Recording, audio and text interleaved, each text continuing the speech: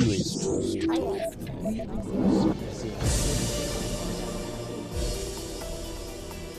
Malaysia stands in the heart of Asia and has emerged as one of the most vocal on the Gaza war. As Israel intensifies its strikes, the world is watching, especially in what's referred to as the Global South. The roles of global powers are under scrutiny, and the actions or lack of them of the United States and other nations have sparked a debate. Are they fostering peace or fueling war? So how does Malaysia view the international response? While many seek solutions beyond politics, focusing on humanity and a global stance against what is increasingly viewed as a genocide, we hear from the Malaysian Prime Minister as Anwar Ibrahim talks to Al Jazeera.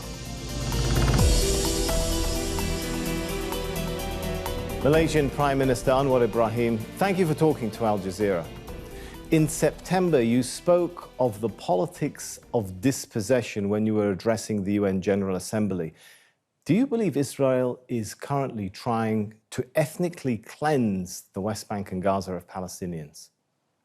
Well, looking at the facts and the disastrous consequences in Gaza, no one in the right mind could deny the fact that it's either ethnic cleansing or gross apartheid or genocide.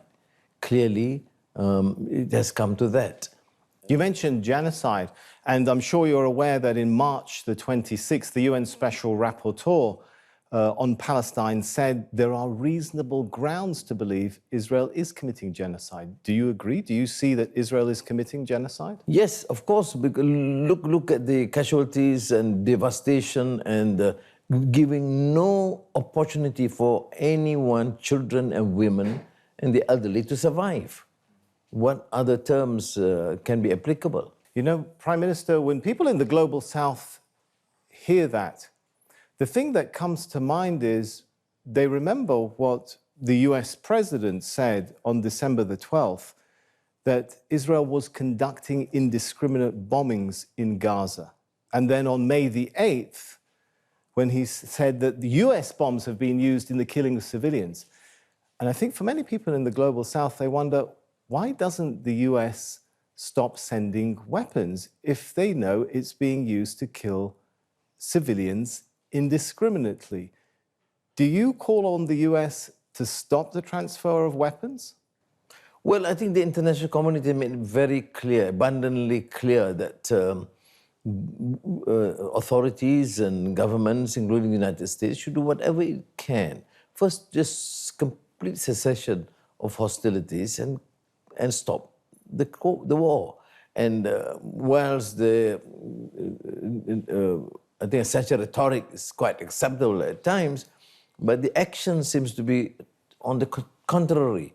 That's why I see sometimes most countries in the West seem to be quite hypocritical between their lectures on human rights and democracy, at the same time condoning, if not tolerating, these obvious atrocities against innocent population. So do you think the US should stop transferring the weapons, though? I mean, they should do whatever is necessary just to stop the hostilities. Do you think that includes the ending of weapons transfer? That includes not only weapons, but also they have the influence, mechanism and diplomatic skills, all combined to be able to force. I mean, it's just impossible to imagine that one man, Netanyahu, can dictate the affairs of the world.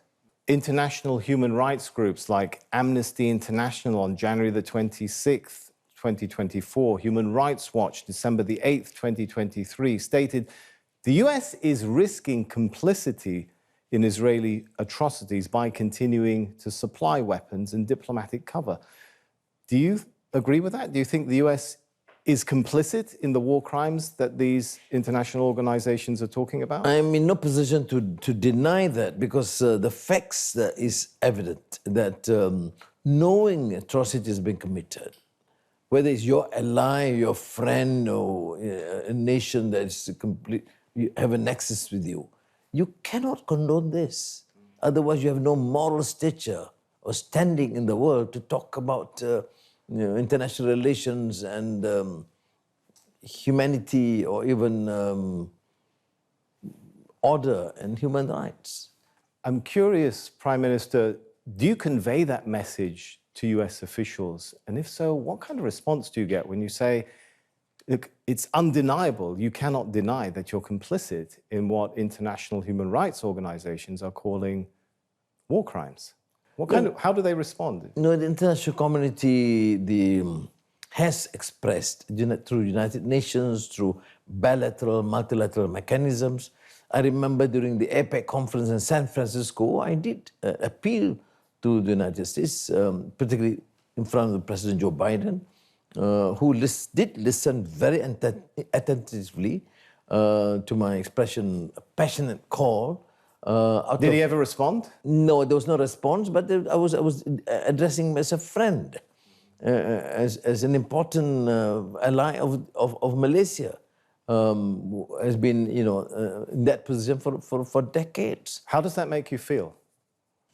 Well, I, of course, cannot deny that I feel certainly disappointed, not out of interest of my personal position on Malaysia, but because you can't bear to see the daily atrocities inflicted upon these women and children. It's just atrocious.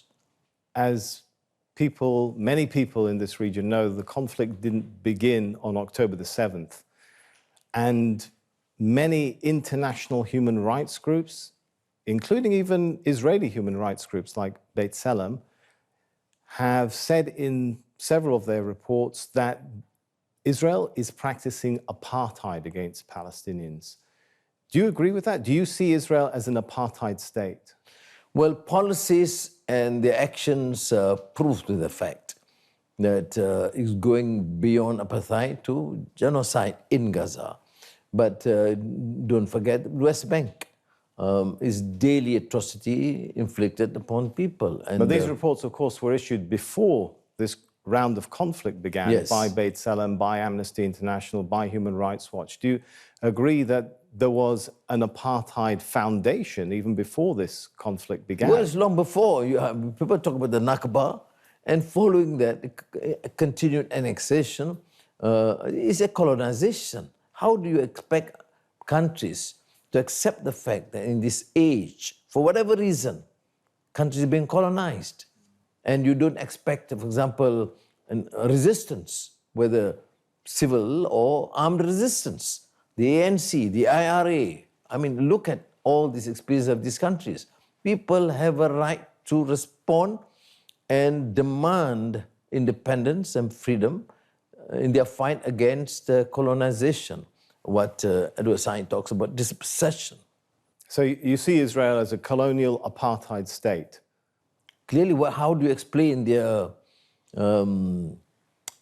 action against the Palestinians and the fact that they continue to control lands that belong to the Palestinian people? Do you recognize, for example, it's also against international humanitarian law to take captive Israeli children and civilians and innocents? Yes, I think we remain consistent. That's where we differ with the West. But we then question, why don't you condemn and do whatever is necessary to stop the atrocities against others? Is the US pressuring Malaysia to try and change its stance on the Gaza conflict? You mentioned, I think, on the 31st of October to Parliament, you'd received 2 démarches. What exactly is the US asking Malaysia to do? Well, we have taken a strong position, which I think is very consistent with our independent foreign policy stance in defending human rights and the legitimate aspirations of any country, be it our strong position vis-à-vis the ANC in support of the then Mandela. But they can then inquire. They did raise the issue of my engagement with Hamas. And when I'm here in Doha, I did meet Ismail Haniya and Khalid Mash'al. But they should know what transpired. I call upon these organizations, including Hamas, to try and accommodate and support the resolution and the call by Arab neighbors and to secure a peaceful resolution and settlement. But of course, I have my sympathies because I hear of atrocities, the sufferings, including the personal sufferings due to the loss of their children and grandchildren, and I had to convey my sympathies towards them. Is the US pressuring you to change your policy and your stance? Not probably obliquely, but because we maintain good relations with the United States, we continue to do so. I made it reference to the Emir of Qatar, who would take that position, which benefit the international community. If someone has to engage with Hamas, you like it or not, it does represent some portions of the Palestinian people in Gaza, and you cannot deny that. You see towards antecedents of history, ANC condemned as a terrorist organization by many European countries. And that will be the objection from Israel and the supporters of Israel is how can you have engagement with a group that they see and is categorized in Western countries as a terror organization, as a group that is criticized by international human rights groups too because of some of its actions or some of its operations towards Israeli civilians. How do you respond to that? I'm not here to defend any excesses by anyone, but this wide hypocrisy of condemning Hamas on the 7th of October and muted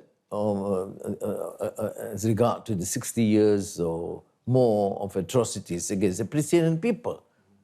So I think, therefore, we need to explain that this engagement, which is purely diplomatic, political, to persuade them to understand the other concerns, is of benefit, as the Qataris have done, even in trying to secure the release of hostages, is through contact and engagement. You don't need to agree with everything that they do, but I think a principled stance would help.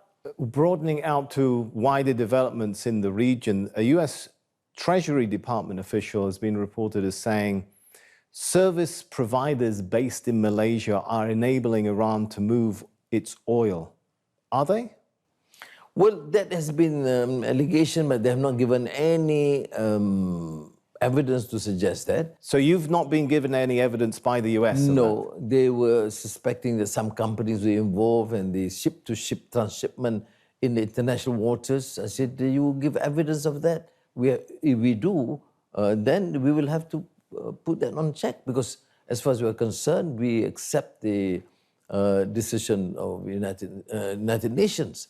But of course, we do not agree with the unilateral sanctions imposed by the United States. So our position is sanctions can be only decided by the United Nations. And you're sure that no Malaysian entities are engaging in any activity that's banned by UN sanctions? If they adduce evidence, we have, of course, to stop that, because we want to be part of the international community that accept the ground rules.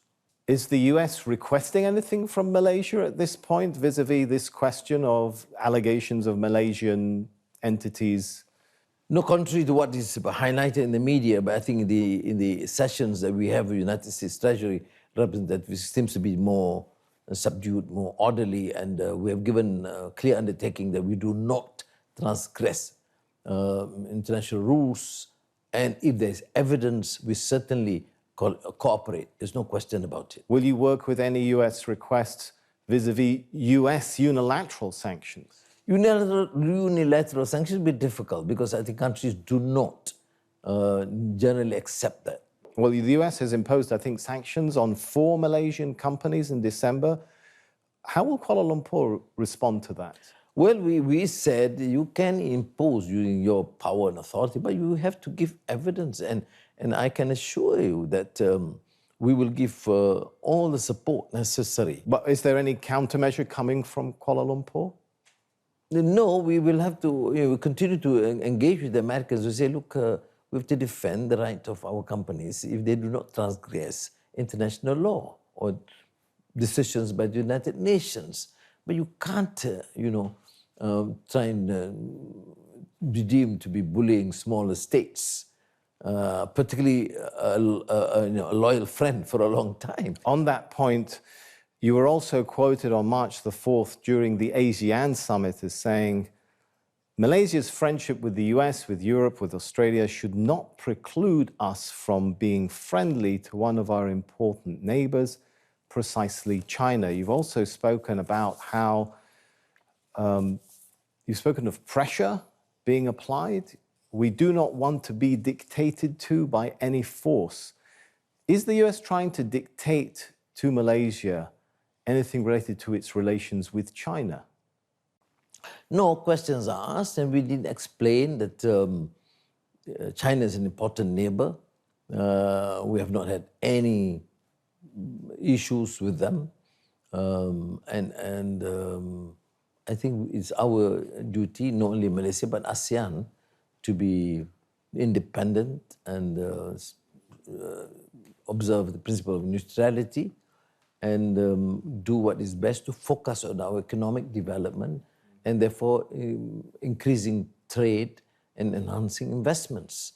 And that is being duly conveyed to Is the United US States. asking you to downgrade some of your relationship with not China? openly. I mean, I know there's been, missives, but we are not going to respond to that because we say America cumulatively is still the largest investor in Malaysia, and there's still new investments coming in. And I think we look at these policies. There's no bias in favor or against any country. Talking about the South China Sea, do you feel ASEAN is failing to negotiate its code of conduct policy to try and manage tensions there? This has been going on for more than 20 years. Yeah, it is an issue. It is not necessarily tense development. No, probably one or two countries did raise some of these concerns. We use bilateral and also we call for multilateral mechanisms to continue to discuss and negotiate. We have problems with all our neighbors. I mean, in terms of position of neighbor borders, but we are negotiating with them. We are bordering Thailand, with Singapore, with Brunei, with Indonesia, and Sabah and the Philippines. But it's not tense. It's just civil, orderly discussions, negotiations, and I think this will continue. I mean, ASEAN is a very strong, cohesive force. All right. If we talk a little bit about some of the domestic developments in Malaysia, how do you respond to critics who will say the economic reforms, the democratic reform, that whole drive, it's slowed down? You haven't met the aspirations that you spoke about before you became Prime Minister. And your opponents, I'm sure you heard from the opposition, they say it's part of politicizing, stabilizing your coalition at the expense of not going after powerful people with corruption investigations. Well, we have been in charge the last 1.5 years, and you want to correct decades of excesses during that period is, of course, not acceptable. We have seen attempts in the past, even in Eastern European experience, where countries are, gung-ho about affecting quick reforms will be disastrous to the economy and the political setup. In our case, contrary to these assertions or aspersions by the opposition, what is most important is governance. What have we been successful is to check the abuse by leaders, the cabinet members, from squandering wealth through direct negotiations, through massive billions of dollars of tender. And we have to stop that. But the opposition would say, why were charges dropped against, for example, the Deputy Prime Minister, your ally, while investigations are continuing against Mahathir Mohamad's sons, Daim Zainuddin, other figures? Is there a politicization of the investigative process? No, how do you respond to that? I have explained on the issue of DNA on the Vice Prime Minister, and that is for the Attorney General to explain. They don't find incontrovertible fact to support their initial charge, which was initially preferred at the time when the other party was in power. Now, then why do we then proceed with investigations? Up to the Anti-Corruption Commission. I mean, if you are found to have amassed billions of dollars when you are in power, and don't talk about whether you're in the government or in the opposition. I mean, the former Prime Minister is still going through a trial. And I'm not here to be pressured to stop the trial. I mean, Najib is still undergoing major trial now on the corruption charges. And, well, a coalition is from his party, but there's no pressure on me to stop the trial, the ongoing case. Now, then why do you take charge against some members of the opposition? Because Mahathir supports the opposition. Daim did not support the opposition, which seems to be quite neutral. But there have been cases as investigated by the Anti-Corruption Commission that billions of dollars have been amassed, and up to them to investigate, and for the Attorney General to prefer charge if he finds conclusive evidence, and for the judiciary to then adjudicate and decide. It's not for me. You see, the problem is that I inherit a system which is authoritarian and semi-dictatorial and controls the judiciary, controls the prosecution and the investigations, and they assume this is the position. This is not a position. On media freedom, sir, I'm sure you know Malaysia has dropped 34 places in Reporters Without Borders 2024 World Press Freedom Index. Are media rights under threat in Malaysia? I'll take an issue with that. Have we arrested any journalists? No. Have we banned any newspapers? Well, there were brief arrests of journalists in October 17th, 2023, like Kian Wong. He was released, I think, after 24 hours, but he was investigated. There are journalists still being investigated, right, for sedition. Yes. I think that's something you have a past of speaking out against, right? You know, I speak against sedition because of political cases. I've been called Antichrist Dajjal. I've been called a Zionist agent. There was no charge, not even investigations. But when you touch the royalty, the institution of royalty, then you draw the line. That is the red line. Our system, a constitutional monarchy, the rulers, the sultans, are in no position to respond. And the charges are What, does that frivolous. sedition law need to be changed or scrapped? Or? Not when it comes to the members of the royalty. For example, there's a recent Why case... is that a red line if it's criticism? One understands, of course, in every country, defamation, libel laws apply. But criticism... It's not criticism. It's an allegation that the king is involved in or complicit with the Prime Minister to set up a casino, which, you know, which raised the sentiments of the people, and which is, of course, not healthy. Firstly, because it's defamatory. It's defamatory, right? And secondly, you touch on the Constitution. There is no position to defend themselves, and factually wrong. I mean, I have not been asked, or there was not one single proposal to set up a new casino. This is just an example. And then you talk about media freedom, and I agree. But then you incite race riots. Do you allow that? You say in Malaysia only Muslim can be candidates in any elections. We have 40% non-Muslims. Where do you want to throw them? So there's a limit. You have to have laws. It doesn't matter whether we are being downgraded. But what is important is that criticisms are allowed. You know, I've been abused in every manner, and I've not charged them. The issue is when you touch, for example, you know, condemning race, condemning religions, and you are inviting and inciting riots. And we cannot afford this in our country. And more so when you touch members of the royalty. I'm not talking about lay majesty to the extent that you can't question. There are questions, and we don't charge them for questioning. We charge them... Shouldn't royalty be open for valid criticism that isn't defamatory? Should have... So far, no the public action. should have some right Yes. to oversee what their rulers do? Yes, I mean, questions are asked about the king. Is it your jurisdiction? Why was the decisions taken? There was no investigation or charge. Right. When you condemn the king, then there will be a charge. Final question, sir. After all the years, you've had quite a journey being in opposition, being an ally of an ex-prime minister, being in opposition to him, having gone to jail twice, and now being in power. Has Anwar Ibrahim changed? Well, in a way, it's right. I've changed, yes, I put on ties more often than before.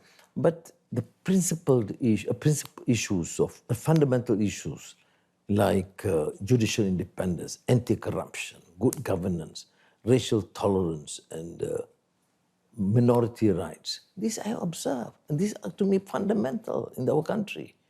They can't take this as an issue against me because I'm not to compromise on these issues. And it's tough.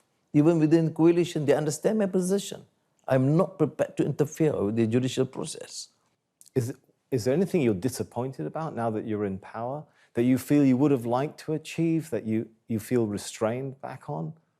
Well, to be honest, yes, because I would have thought that you have a leader who will not take salary and show the propensity to work hard and to affect change and reform and do what's best for the country, strong against corruption and excesses. I would be supported. I think from the results of the last by-elections, we have been given the support. But I am appalled. Who do you feel is not supporting you enough in the anti-corruption drive? Yes, when we launch this anti-corruption drive to the very rich and famous, the billionaires, you'll find that many of these cronies and the political apparatus, including the opposition, using Islamic Party or the Malay Party, who would defend.